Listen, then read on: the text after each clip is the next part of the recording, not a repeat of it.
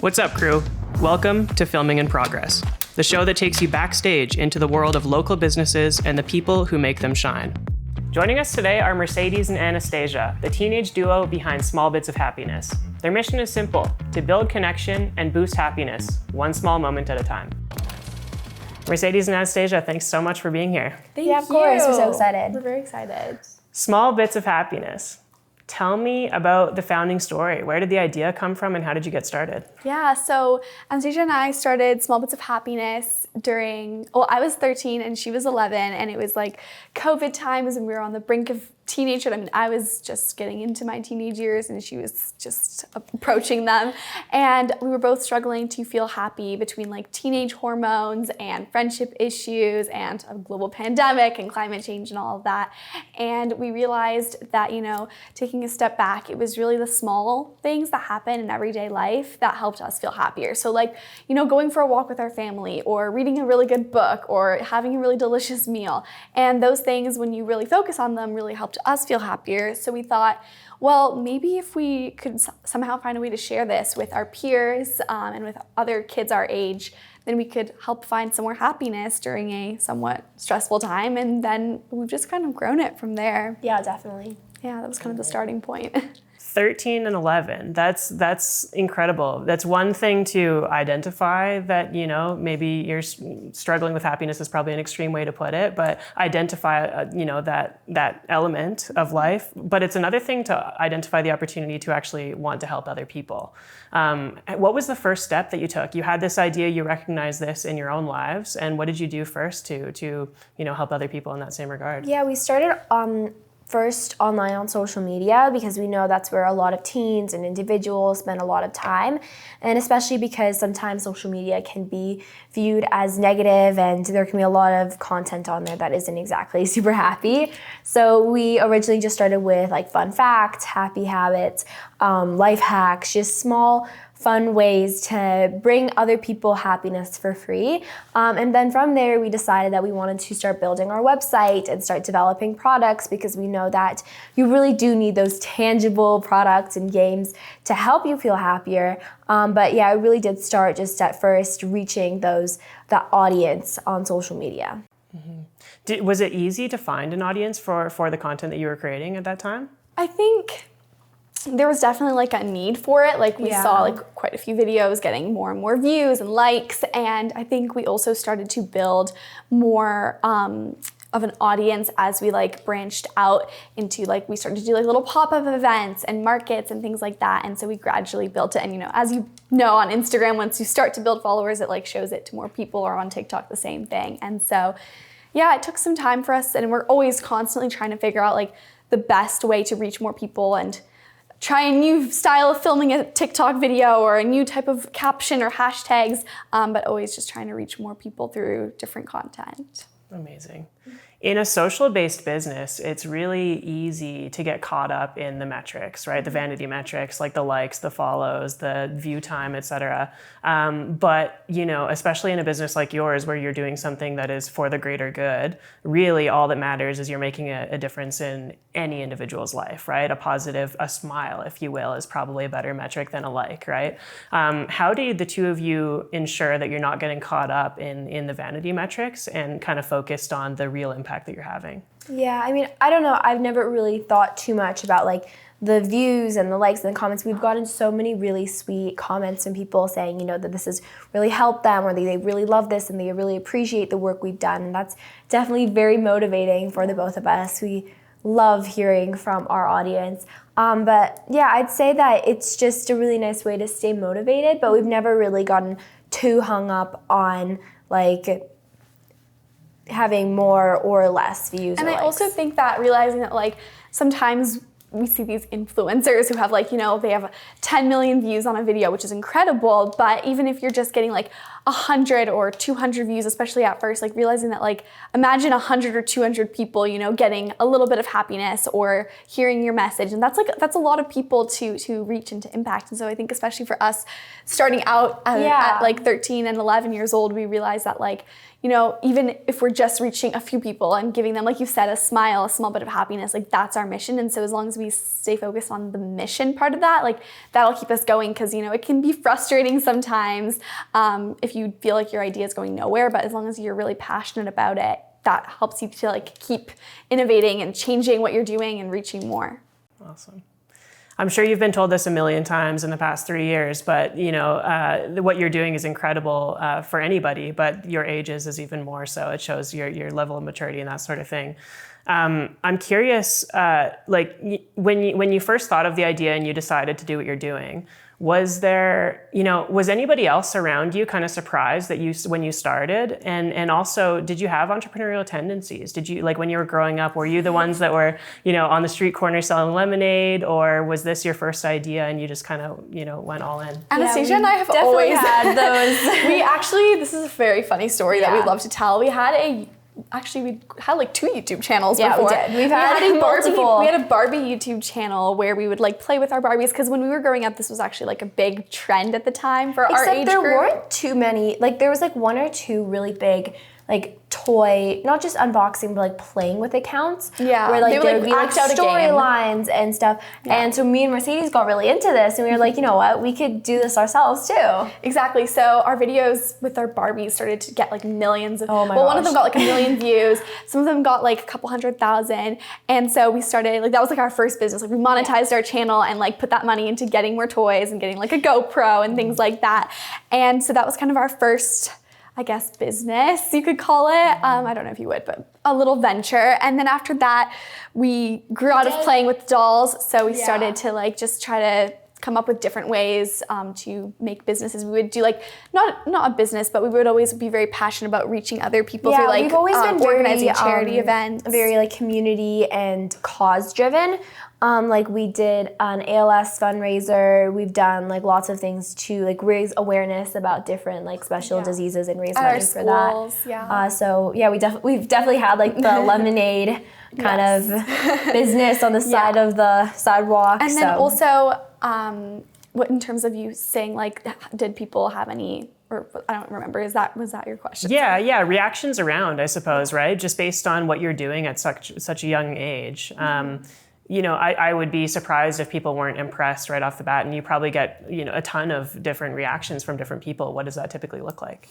I think at first we kind of kept it on the down low with our friends. We didn't really know what it was going to become, and we didn't know how our friends would react to it. So we more so focused on like just reaching our target audience, which were other teenagers and their family and their parents, their moms. And so, but then eventually our friends would find our accounts, or, people, their parents, or we would go to a market and an event and there'd be people there who we knew, who we didn't know, that just thought what we were doing was so meaningful. And people, like parents, would like burst into tears by the opportunity that like our products and our company gives them to connect with their kids. And so we just realized that like it's really a really important thing, and other people see the need for it. And so it was really cool to kind of get to share that eventually with our friends, or even if they organically found it. Our friends were also very supportive. Even when they did just find it on their own, they'd be like, this is so cool, I can't believe you didn't tell us about this. Or, like sometimes you'll just like Google yourself or your friends, and then they see all this come up and they're like, that is so amazing. And they were definitely always very supportive, even if we didn't tell them from the start. Awesome. It's interesting. Sometimes, people have great ideas, but you need an audience, right, to make a business. And so it's funny that you guys actually kept it separate from your friends and didn't tell your friends first, because some businesses never even make it past the friend, area, if you will, which is really interesting. Partnerships, collaboration, that sort of thing. It seems like it's always been important to you, and it's also one of the best ways to grow a business. What were the first kind of partnerships that you looked into? Before we launched our podcast, we wanted to share advice from experts with our audience. So we built this website, smallbitsofhappiness.com, and we wanted to populate it with something other than just like our different social media posts just integrated onto a website. So we decided to start a blog on there. So I guess you could say a type of partnership that we started with was like reaching out to Olympic athletes or authors that we looked up to and asking them to like write a little snippet, answer some quick questions in a blog post format. So I guess that you could say that was like some of our first partnerships. Yeah, I mean, our podcast, I guess, has also, I mean, if you are thinking about partnerships and working with other people and speaking to them has been so amazing. I mean, we've reached so many people. We've spoken to so many amazing individuals and learned so much about their own stories like you're doing, which is amazing. So yeah, I've got to say those two have been just amazing experiences for the both of us. 100%. It's so interesting when you look at partnerships, especially with those with a bit of social clout, right? So Olympic athletes, as you mentioned, you've had Malcolm Gladwell on your podcast, which is incredible, among many other individuals. Have you ever experienced rejection as far as like who you're reaching out to? Tell me about a story like that and how you that can be hard, right? So tell me about that. I mean, I don't think there's like a specific story, but there's definitely, like when we're reaching out and saying, hey, would this person be interested? There's definitely, you're bound to get rejections, no, sorry, or for us, just I think busy. it's more so not even just a rejection, just like people if they are busy or they just can't right now join your podcast or, carry your products in their store, whatever it is, they just won't answer, which totally makes sense. But I think that the point of rejection is like Anastasia and I don't take those as no's. Like we'll circle back with people in months to come, or if they're like, no, we can't right now, we'll really be diligent about like keeping track of like when they say that they might be available again and asking them. And so I think it's about realizing that like just because it's a no doesn't mean that, there's not another option out there for you to work with this person later on, or maybe, go in a different direction, learn how to restructure your pitch or, improve in other ways. And so I think that's where it's really important is like rejection, I think happens to everyone, but realizing that it's not about the rejection, it's what you do with that. Exactly. Like we love the motto, rejection is just redirection. Mm-hmm. Awesome. I've never heard that before. That's awesome. I love that. Yeah, it's a good one. Podcasting in general is obviously such an incredible medium, and it's everybody's driving these days and listening to podcasts on their commute and that sort of thing. But I'm curious where you guys have found the most value in podcasting. Where maybe let's talk about what some expected outcomes were when you decided that you were going to start your podcast, and some unexpected outcomes as well. Yeah, for sure. I would say something for me that was expected was that I was expecting to have like a lot of really deep and meaningful conversations with people. But I would say it was unexpected to me how like personal some of our guests would become and how much they would open up to us. And some of the conversations we've had is just so much deeper than I thought it would be, and have just been so amazing. And so many of our guests have been so insightful and been sharing so much about their own lives and what they've taken away from it and how deeply they care about helping teens and helping, everyone around in the community feeling happier. Yeah, and for me, I think something that I expected was I really did expect like people to, open up and share, kind of like what you said, Anastasia, share their story and their advice, maybe a challenge they went through. But something I didn't realize is how much like some of these learnings and lessons would stick with me. Like I regularly think about, like when someone mentions something, it stays with me. Like I'll think about a quote that they shared that I think about all the time. Like the rejection is redirection is something that was shared on our podcast, and we think about it all the time. Or same with like when we spoke with Malcolm Gladwell, the importance of being curious and being, different from the herd. That was a concept that I think has really stuck with me ever since that conversation. And I didn't quite realize how deeply I think we'd be touched by some of those experiences and conversations. Awesome. Yeah, it's one of those things that, these quotes stick with you forever, and you really don't know. We were talking a little bit off camera about how, you really don't know who's going to say that next powerful quote, and sometimes it's coming from the unsuspecting, right? So that's awesome. Exactly. When you started doing what you're doing, did you have it all mapped out? Did you have a roadmap and you're like, okay, this is next, and then we're going to do this and that sort of thing, or has it come about organically? What does that look like? Yeah, I know that since the beginning we've kind of been wanting to like make a podcast, but really we just kind of grow into areas we feel like, I think that this would be really great. This would benefit our audience. This is something that we also want to explore for ourselves. I know that I love doing product design and creating some of our clothing and games. And I know that a lot of the times, like our most recent game just came out and it's about connection from families. And, we've spoken to so many families at these events that we go to and speaking to our customers one-on-one and hearing from them that that's something that they want, and that's something that they want to become closer with their families, and they want to have these ways to learn more about each other. And that's what really draw them into us, and that what they love about our products and what they love about the concept behind our business, other than just happiness, which is a lot about, connection.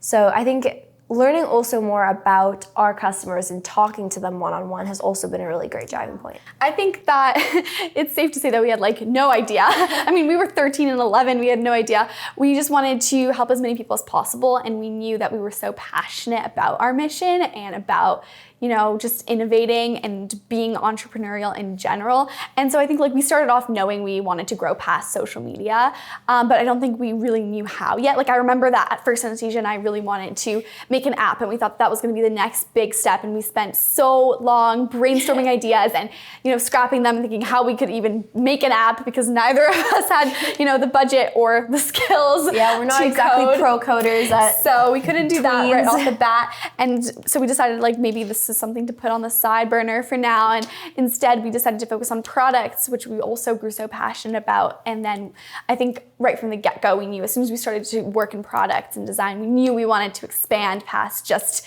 the games. We wanted to grow into different areas, just because we've always been interested in fashion a little bit here, and jewelry and design and all these different things. And so Small Bits of Happiness has really allowed us to put all of our interests into one area and kind of blend them all together to serve a purpose.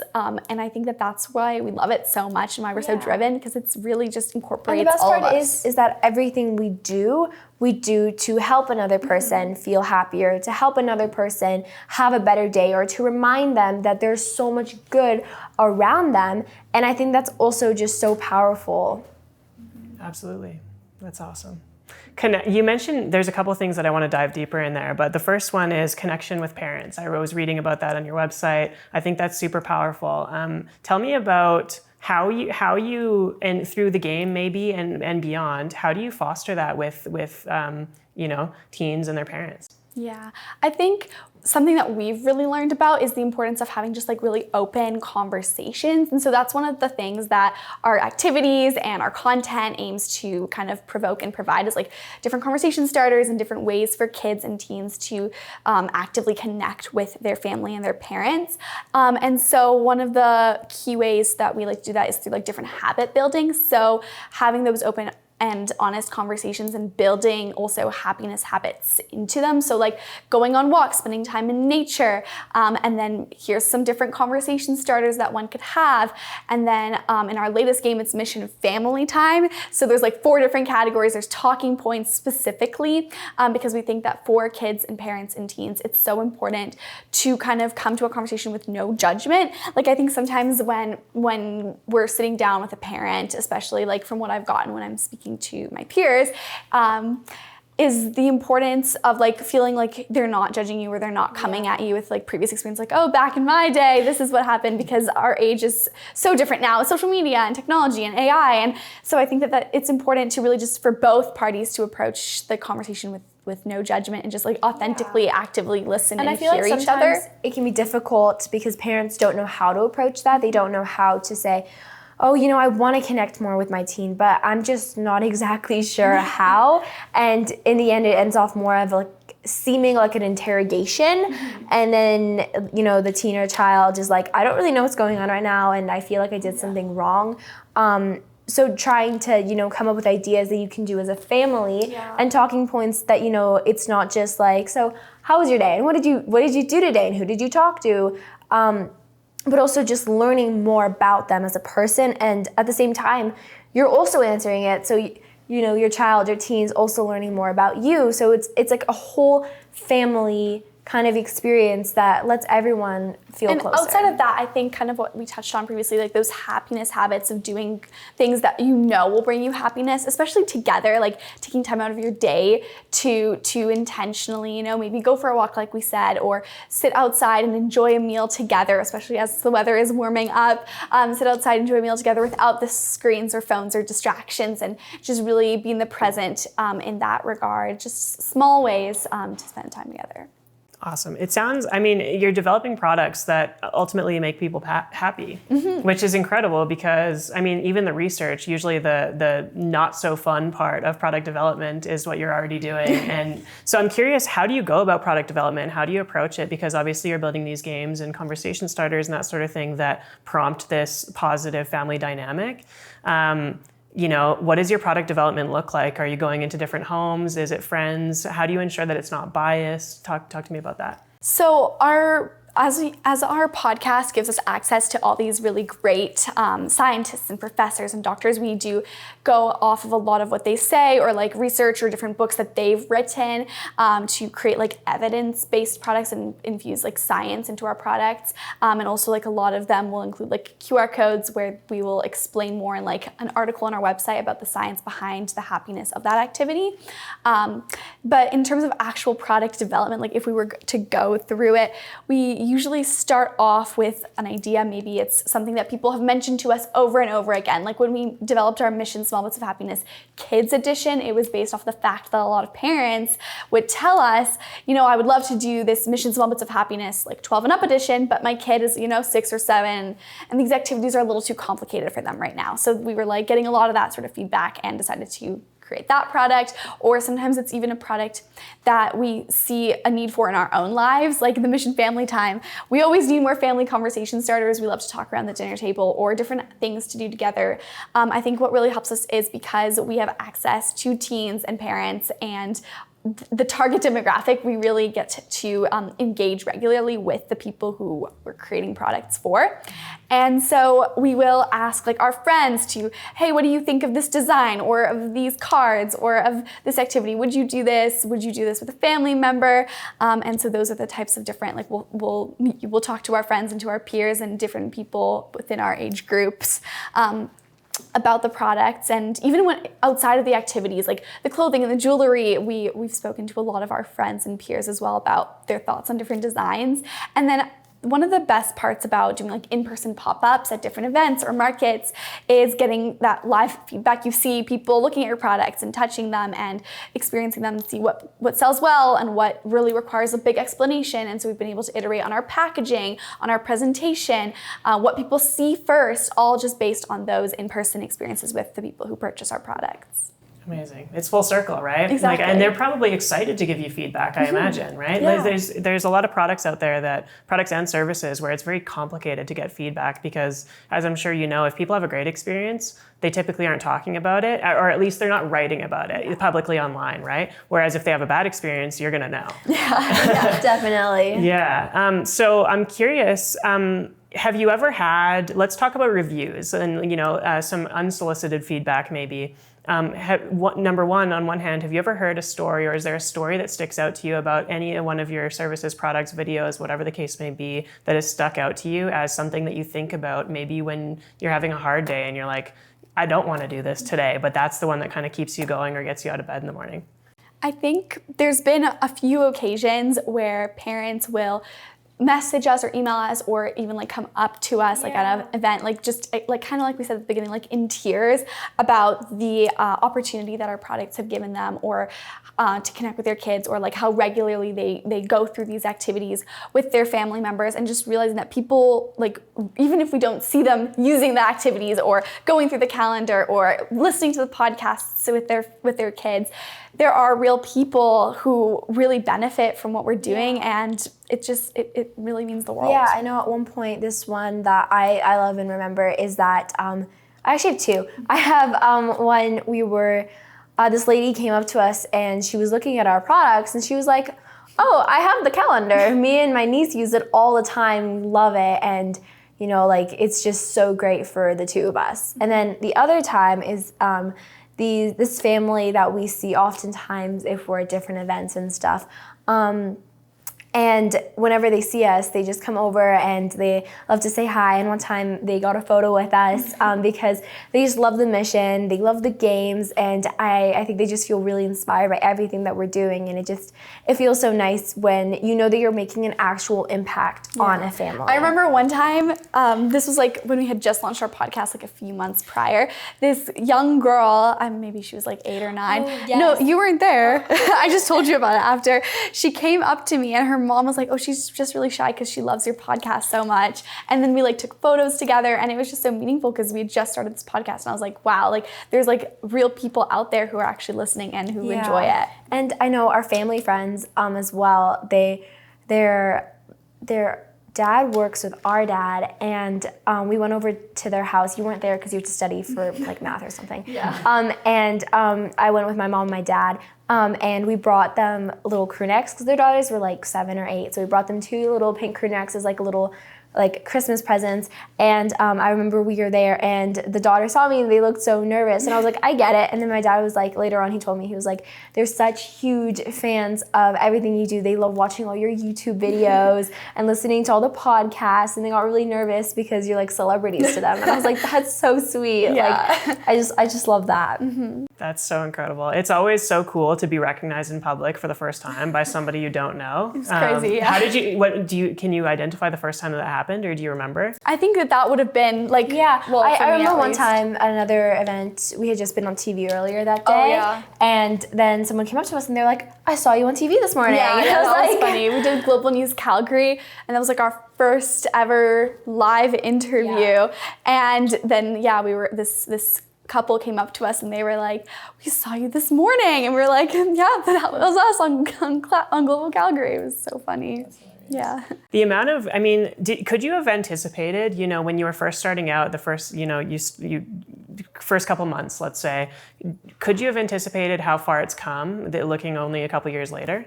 No, I don't think, like we've talked about, because we just didn't really have that much of like a plan of like how we wanted to grow and expand, and like what was like our action plan. It's really just grown so much, and I don't think that Mercedes and Anastasia a year ago from now, or from like when we were 11 and 13 just starting it, would really know and could see us coming this far and growing so much. It's hard. And I'm sure like even 5 years down the line, now that you've had this success that you've had already, but you probably can't even anticipate what's tomorrow, let alone a couple years, right? Yeah, totally. Let's talk about the partnership between the two of you. I always find it super interesting, and it's a common topic on this podcast to talk about partnerships for those who have them. And obviously the two of you are in a partnership, which is one complexity, but you're also family members, which is another complexity. I'm curious how the two of you manage your relationship, being, I imagine living together, being in the same house, and having a relationship that's business focused, but also a natural sister relationship. Are there boundaries that you put in place? Are there certain times that you talk about certain things? How do you approach that? Anastasia and I have gotten so close because of Small 70s. We're like each other's best friends. Like we tell each other everything. We text each other whenever we can throughout the school day. We don't really have that much access, but last year when we had more access, to our I phones, would just text Mercedes like all day long. We can't use them during the school day anymore. But yeah, we are each other's best friends. And I mean, I think it kind of goes back to when we were really little. Anastasia and I used to play with our dolls, and we used to, have all these fun, different creative ideas that we would make up and then portray through our play. And we would just get so into our play. And I think it's the same kind of energy now, just put towards a different direction, a more mature direction, I guess. Like it's a business, it's helping other people, it's developing products, not playing with Barbie dolls anymore. But it's like that same kind of creative partnership between the two of us, where we each have like, we know our place, we know how to engage with each other. And we kind of have like our own little system of like things we do. Like I take more of like the creative, like I do like the social media posts, I like edit like the TikToks and Reels. And Mercedes, like she does an amazing job editing the podcast. She has built the website. She runs that. I don't know how. That just went straight over me. But we just kind of have like our own thing that we. And in terms of boundaries, because I know it's important. It's important to maintain like a businessy, I guess, relationship, like where we, talk to each other, give each other feedback on each other's work, and then still like hang out. But I think Anastasia and I have this really interesting flow where we don't have to really talk about it. Like when we're in business mode, we're both like working and we're at our computers, and then, we'll be 2 hours later, we'll be watching a movie, or we'll be talking about what happened with our friends at school the other day. And we just have like this natural kind of flow that I think we kind of established from such a young age that we're really, really being lucky able to like, have. go like back and forth. Yeah. And I know that what we also love to do is sometimes like if our parents are like, doing something like out of the house, or, if they're just not there for a little bit, we'll just call it like a sister bonding night. And we'll have like some like treats We'll get and the stuff. treats going. Last watch sister a bonding night, movie. Mercedes poisoned me because we had Nutella toast. I didn't realize that she couldn't eat the Nutella. I have It a made really her sensitive sick. stomach Yeah. because I'm like allergic to like soy and stuff. So it did not end well, but it was nice while it lasted. Yeah, it was fun. But yeah, we have some fun. We like sometimes watch movies, have snacks, laugh. Yeah, it's nice. Amazing. So you'd say the business has kind of brought you together, if anything. Absolutely. Absolutely. Awesome. Have you ever experienced conflict? I think that there was a time, like before Small Bits of Happiness, when I was 13 and like really just getting into my teenage hormones and trying to be independent and spend more time with my friends. And, there was all this going on with COVID and everything was super overwhelming and stressful, that then I kind of distanced myself from my family and Anastasia especially, and just really wanted to be, always with my friends and FaceTiming them and everything. But that only lasted like 6 to 8 months, and then after that we really kind of made our amends and got back. There was like a being difficult close. period, I think, because Mercedes was starting that transition into becoming a teenager, and I was still a child / tween, and it's just kind of like all of a sudden it's like before we were both children, and then now we're both teens, so we're more like on the same page. But it's just like Mercedes was starting to grow more into like more maturity probably, and I was still a bit more immature, and so there was some of like that like differences that you have, but we kind of overcame that, and now we're back a lot stronger. Love it. Tell me about what's the biggest unexpected challenge that you've had when building the business or creating product or anything along those lines? I think just knowing, like being confident in the fact that this is right. Like, it's hard to describe. Like when you're creating a huge set of cards for an activity box, like being sure that like this is how it should be. Like I'm ready, this is done, and it will do well with customers and in stores. Like just being confident in the fact that your products are good. And I mean, I feel like you could just sit there and iterate them over and over again, but at some point you have to realize like I've done my best and people like it. The people I've showed this to have given me good feedback. But I think that that's one of the biggest challenges we face, is like knowing if something is right, because you never really know, and you could think something is great, and then nobody loves it, and then sometimes like some of the products that we were not so certain about, people just adore, especially like I think with jewelry and things like that, where it's very subjective to personal taste. But I think that would be one of our biggest challenges. Yeah, I have to agree with that. You're in 50 stores for your physical products, is that right? Or obviously more? Yeah, we're growing all the time, but about that, yeah. Awesome. How did the first one come about? I don't know. I mean, we just started doing, store reach outs. We would email them saying, like this is our product and we feel like it would be a good fit for your store. And of course, like as you do your reach out. Some people don't respond. Some people say, oh, I don't know about that. I don't know if that would be the perfect fit. And then eventually, I think we got one from an event we were at, and someone came up to us and was like, I have a store in the city, and I think this would be perfect for it if we could talk about it a bit more and, find kind of what we both think would work and what would work for both of us. I think would be perfect. I think that was the first store, and then from there, I think that idea kind of sunk in. We're like, we could, get into more stores, and so from there, we haven't stopped. We just like reached out through email and got on different like platforms where buyers can like purchase the product, and I think it's just grown from there. But that was our first one, yeah. Love it. And did you find that it kind of just flows from that first one? The first one's the hardest and then they just get easier? Or has each store been a challenge? I feel like it comes and goes. Like there's like buying season, and then there's like, right before Christmas it speeds up and then it kind of slows down, and we're still navigating that since we haven't been at it for that long, but we're learning. And you change your pitch, you change your catalogs, you know what kind of splits and discounts people do and how much shipping should cost, and you know how to provide different promotional materials to be more of an appealing vendor. And it's just such a learning process, but I think that as long as you're constantly willing to learn and change, then it's very enjoyable, yeah. Awesome. It sounds like, I mean, the foundation of any business is learning, right? Like, and constantly adapting and dealing with change and that sort of thing, to finding new ways to do things, et cetera.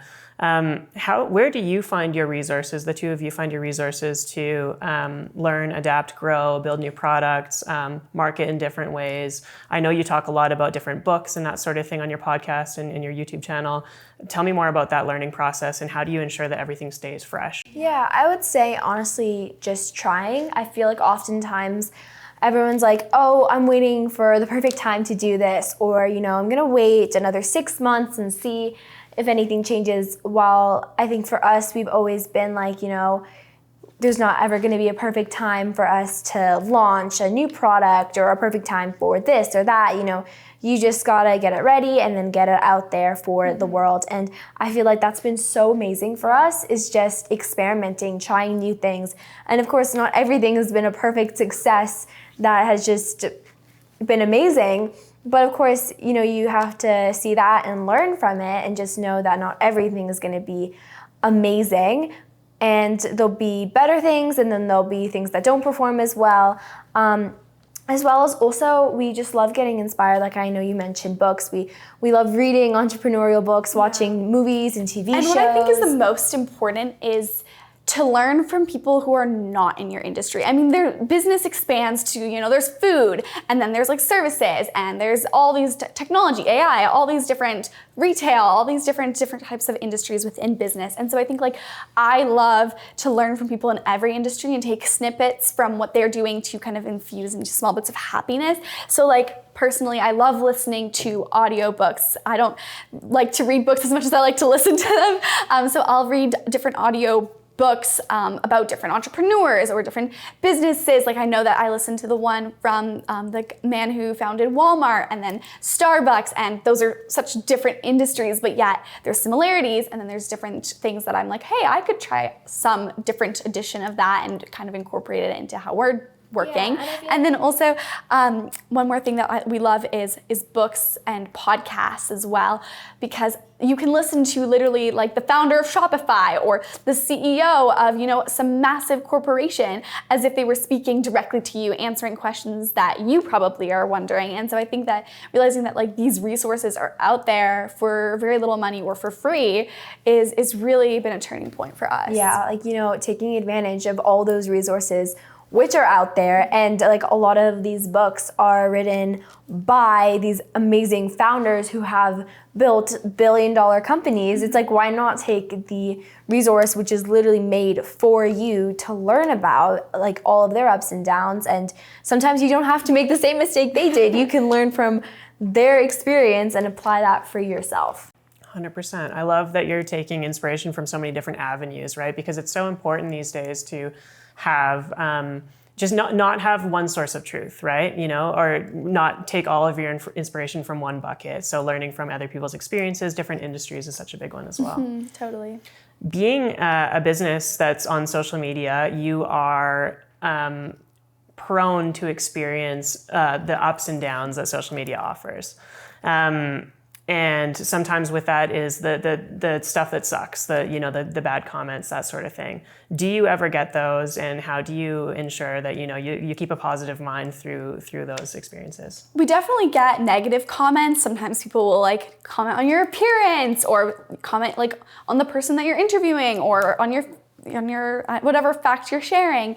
And I think that for us, just realizing that people who comment, for them to be commenting negatively on what someone looks like, or something that they're saying, that's just one opinion out of all the opinions in our world. And Anastasia and I share it with each other, and I think we kind of laugh it off and realize hey, that's just it's boosting our post. It's boosting. I think that's one way to look at it. Is it still counts the YouTube algorithm or the TikTok algorithm. They don't read the comment. Counts it as a comment, so it's helping us. And just realizing that life is so much bigger than what one person thinks about you or comments about your work, and just kind of accepting it as part of the process. I love that, because ultimately you're practicing what you preach, right? It's kind of like a flip, how do we look at the positive in every scenario? Yeah, and I love the way that I view things a lot is that the way that other people treat you is usually a reflection about how they feel about themselves, and that if you feel confident and happy within yourself, you're not going to be treating other people like negatively, you're not going to be trying to tear them down on their appearance or about what they're trying to do if they're trying to promote good in the world. So it's not something to feel bad about yourself, because usually that's just a reflection of that individual, and that's not something that you should take personally. 100%. As happiness experts, if you will, I'm sure you get questions all the time about how to maintain happiness and how to find it in different avenues of your life, even when it's, less apparent, right? What are some of the tips and tricks that you tell people when they're looking for different ways to find happiness in their lives? Yeah. I think one of the biggest things is Anastasia and I definitely know that, we're not psychologists or therapists or doctors of any sort. And so everything that we share and promote is based off of what we've read online or spoken to with actual doctors and professors.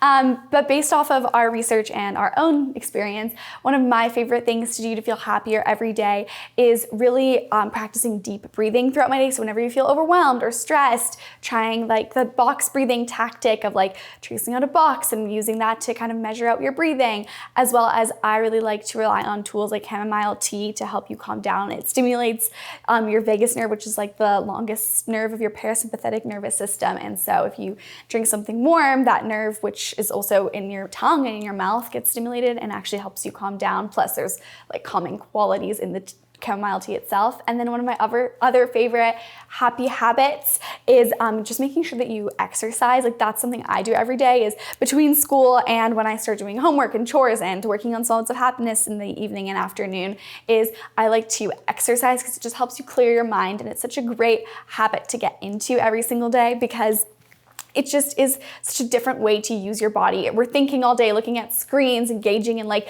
deep conversations. And when you are just kind of switching up your routine and really getting like out of your mind, I think that that's really, really helpful.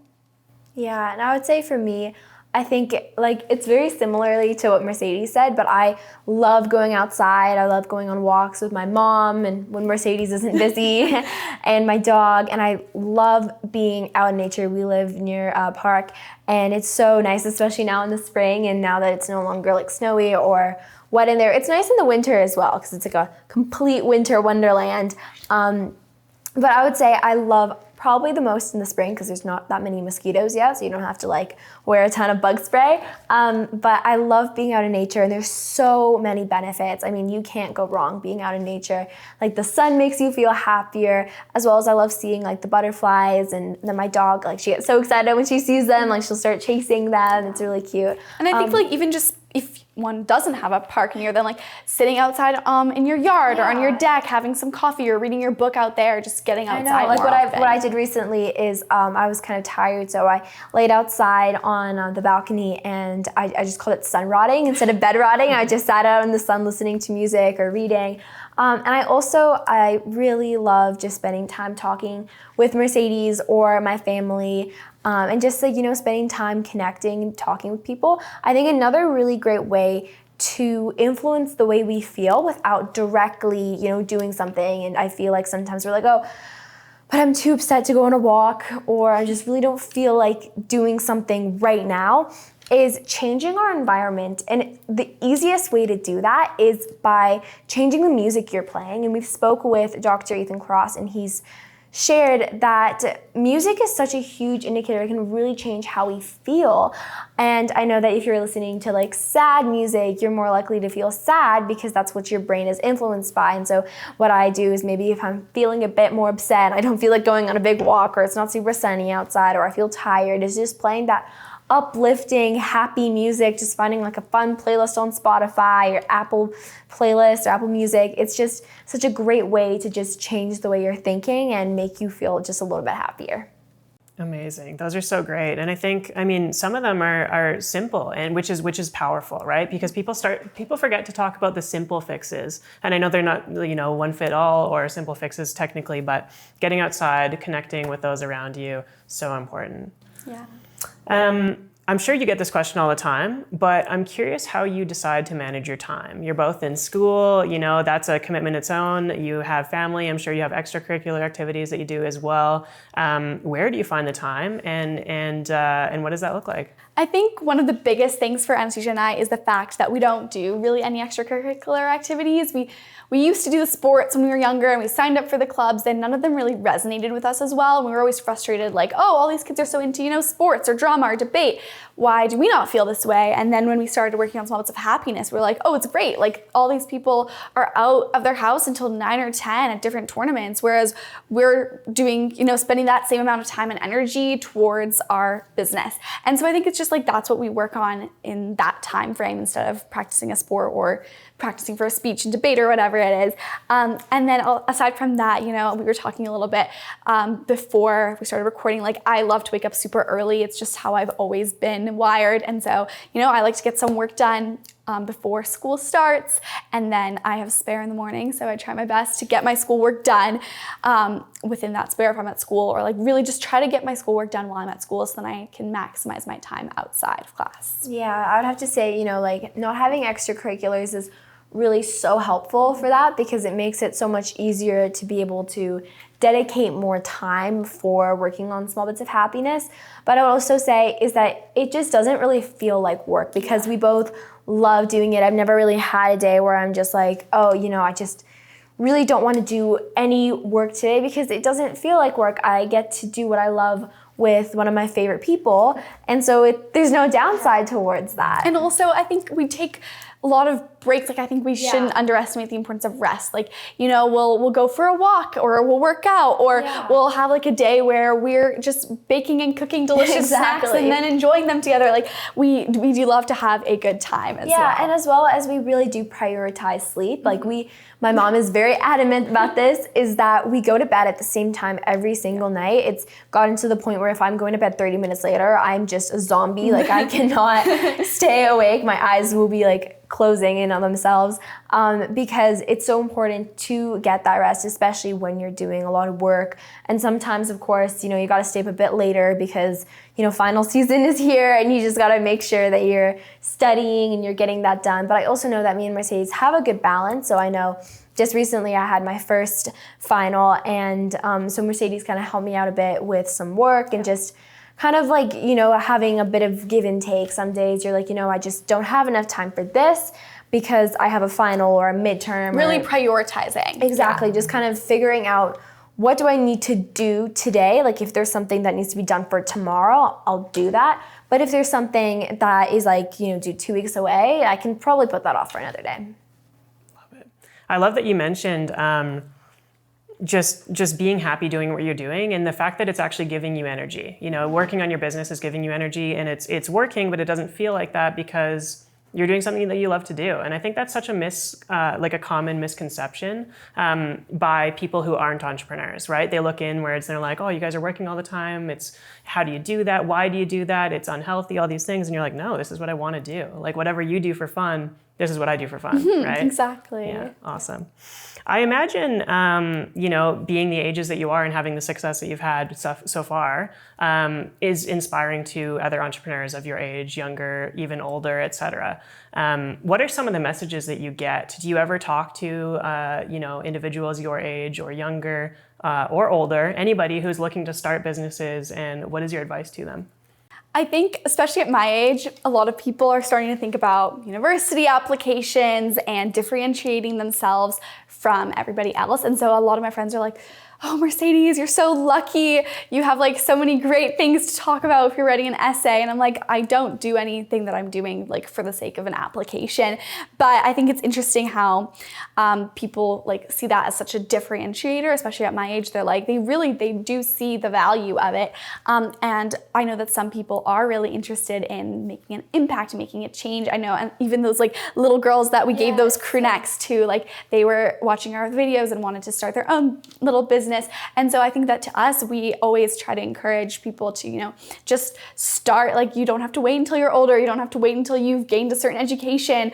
Like, just start, because there's never going to be a right time. And like, do whatever you can and just let it grow from there. Don't plan 5 years ahead, because otherwise you might miss different opportunities while they come at you. Yeah, we've spoken with some people on our podcast as well, and they've said that, making that kind of 5-year plan can actually block you, because you're planning and you're saying, okay, this is the step 1, 2, 3 about where I want to be in 5 years.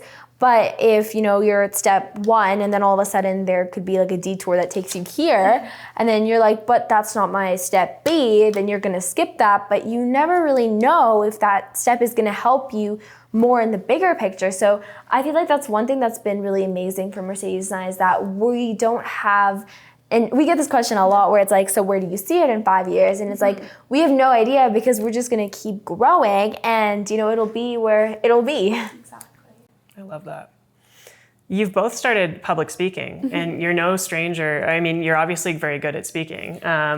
What spurred that? What made you want to move that direction? Was it an extension of podcasting? Was there an opportunity that came up? What did that look like? Yeah, so we would go to a lot of these events, and a lot of teachers would come up to us, and they would love our products, they'd be buying it for the classroom or for themselves, and they would be like, it would be so amazing to hear from you, your insights as a teen, to help us as teachers help our teens that we're speaking to every single day, and help them feel a little bit happier. And so then we started, going to teachers conventions and speaking there.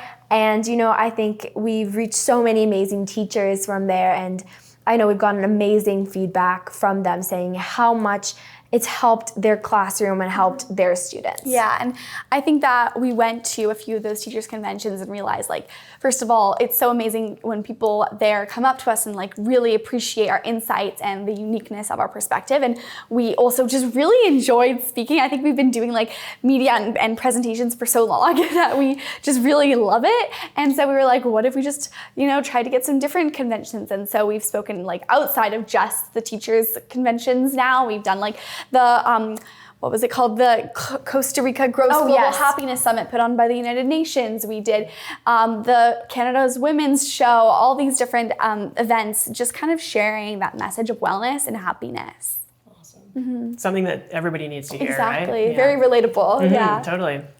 I'm curious, maybe now, maybe before, maybe in the future, do you ever feel imposter syndrome or nervousness or anything like that before these either speaking engagements, podcasts, anything like that?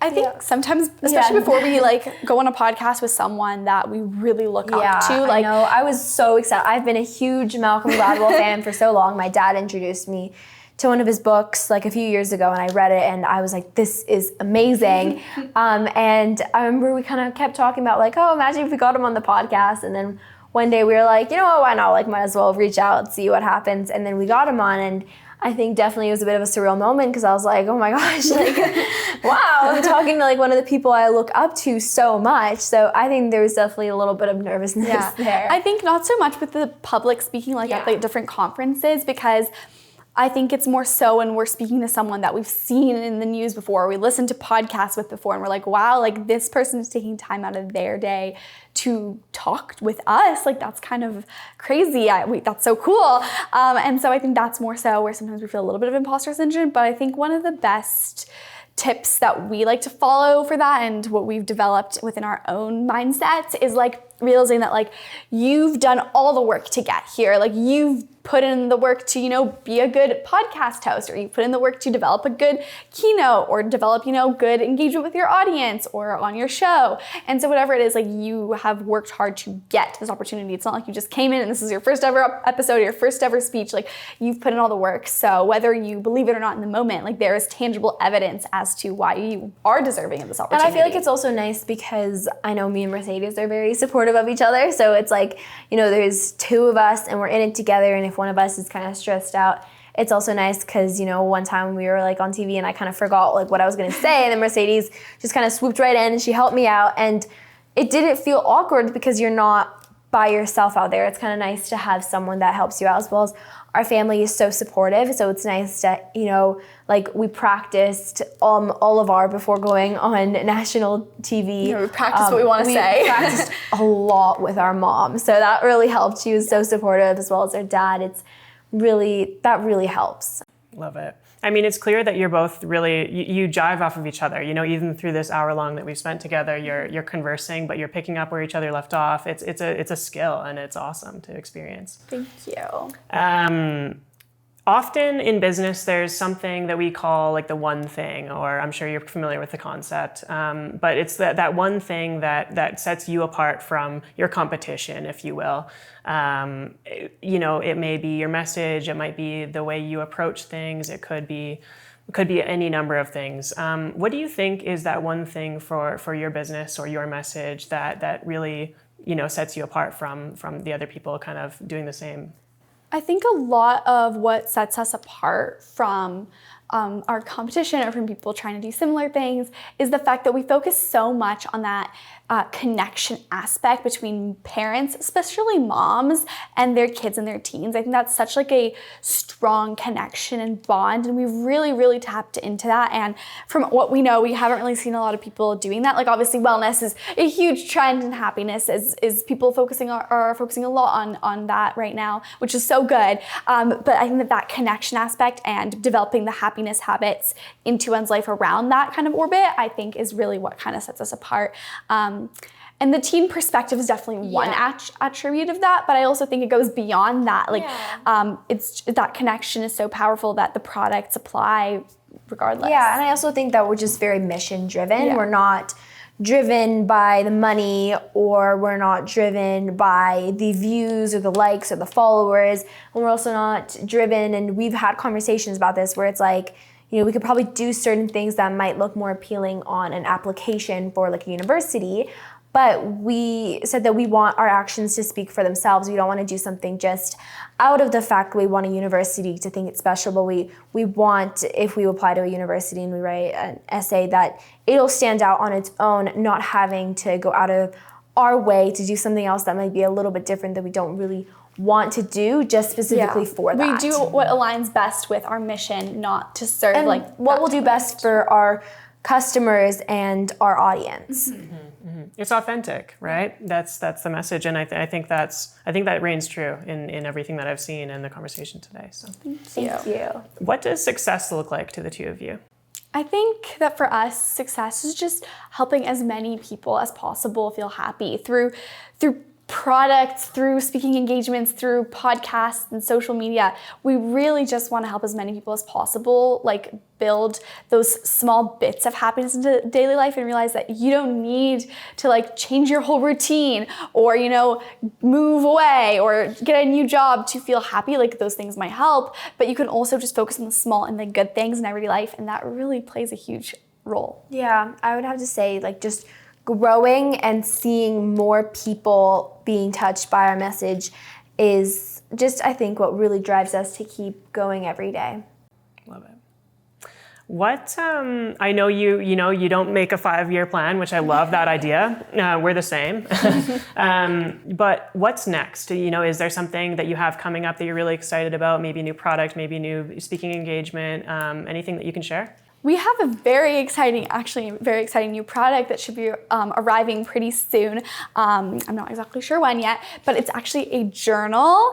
It's all about, I'm not sure when this podcast is going live, so it might be live by then, but it's about parent to child connection. So I don't know if you've seen those couples journals where it's like, one partner fills out one page or about answers about, what's your favorite food or what's your favorite memory or our favorite activity that we've done together or something, a goal that I have for a personal life.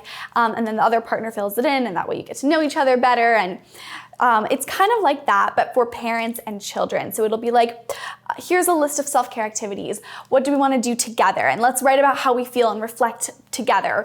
Here, I'm going to guess what all my mom's favorite, movie, show, music artist, etc. are. And then my mom is going to guess it about me, and we fill in each other's pages, and then we're going to reflect back and forth on that. So that's a product. It's our connection journal. It's going to be coming out soon. And other than that, as to what's next, is we're just constantly trying to grow more stores, more speaking engagements, more podcasts, and constantly trying to level up our podcast production as well. So, but yeah, that's the biggest new product on the brink. Amazing. We'll have to link that because that's huge. That's really exciting. I'm excited to see that.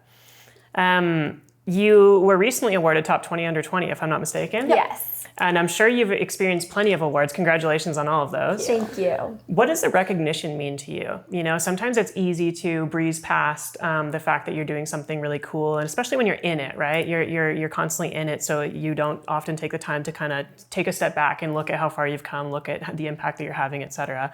What does it mean to you to be not only recognized for that award, but any sort of recognition that you actively receive? Yeah, I think it's really nice because firstly, it's able to show other people that, and ourselves, that what we're doing is, coming across to other people, it is recognizable, and what we are doing is making an impact on other people, and, that's seen. Our work is understood and valued from multiple people. Yeah, I think I feel like they have these events, and you go and you meet the other recipients, and so nice and you get to just have a moment to celebrate. And I think it's so rewarding getting an award because it's like I just said, it recognizes your efforts, but it also just helps you realize the community of entrepreneurs or people who are also under 20 and trying to make a change. And I think it's very uplifting to see all of the people of this future generation kind of coming together within the areas of their interest: music, science, art, writing, business, and just seeing all those people come together to contribute something. And I know that there's been people who give speeches. We won the Ingenious Plus Governor General or Lieutenant General Award as well recently, and there we had the Alberta Lieutenant General, and she was saying it's so uplifting to speak, to see all these youth in the future generation really play a pivotal role and step up into helping our world become a better place. Yeah, and I would also say that I just think that it's amazing because it's just that community that you start getting built around. I know that the people that we met at the Top 20 and at the other, the Lieutenant Governor General, I don't know exactly, but it was just so amazing to speak to other people and see how positive of a future it's going to be, because so many teens and youth are trying to make a difference and to make a positive change in the world. Mm-hmm, mm-hmm. I couldn't agree more. And I think, you're a leading light of example of the next, brand or generation, I suppose, of entrepreneurs. And you're doing it at such a young age, which is incredible, and leading the path for everybody else in Calgary and beyond, right? So it's incredible. Thank you. Where can we send people to follow along what's coming up next? So, what are all your social handles? Yeah, the best place to go is our website, smallbitsofhappiness.com. We've got everything on there. We've got everything's on there. And then on Instagram, which is linked through the website, it's just small.bits.of.happiness. So it's small bits of happiness with dots in between. And yeah, those are probably the best two spots. Amazing. Well, thank you so much for coming on today. It's been incredible. You guys are the first two sub-20 entrepreneurs that we've had on the show, and you've set a super high standard. It's incredible what you're doing. Really appreciate your time. Thank you. And thank you for having us on. This has been an amazing conversation. Yes, we've really enjoyed it.